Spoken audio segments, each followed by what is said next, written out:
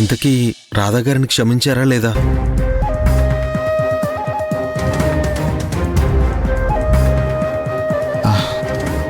నా సంగతి సరే, నిన్ను అంత మోసం చేసిన రాధని నువ్వెలా క్షమించావు గోపాల్? రాధగారు నన్ను మోసం చేయలేదు. తన మెడలో తాలున్న విషయం ఆమె పెళ్లికి ముందే నాకు చెప్పారు.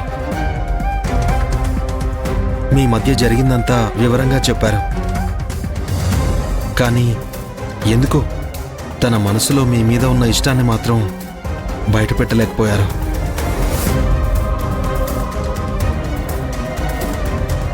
రాధాగారు నన్ను పెళ్లి చేసుకోవడానికి ఒప్పుకున్నారు, కానీ ఏ రోజు తను నాకు సంతోషంగా కనిపించలేదు. ఎప్పుడూ ఏదో కోల్పోయినట్టుగానే ఉండేవారు.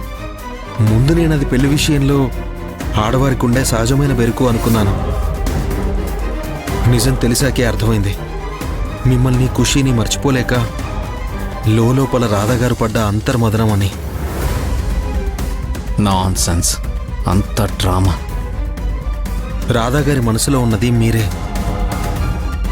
కాబట్టి మీరు తనని క్షమిస్తే మీరు, ఖుషి, రాధాగారు అందరూ సంతోషంగా ఉంటారు. నిన్ను చూస్తే నాకు జాలేస్తుంది గోపాల్. నువ్వు కల్మషం లేని మనిషివి. అందరి గురించి పాజిటివ్గానే ఆలోచిస్తావు.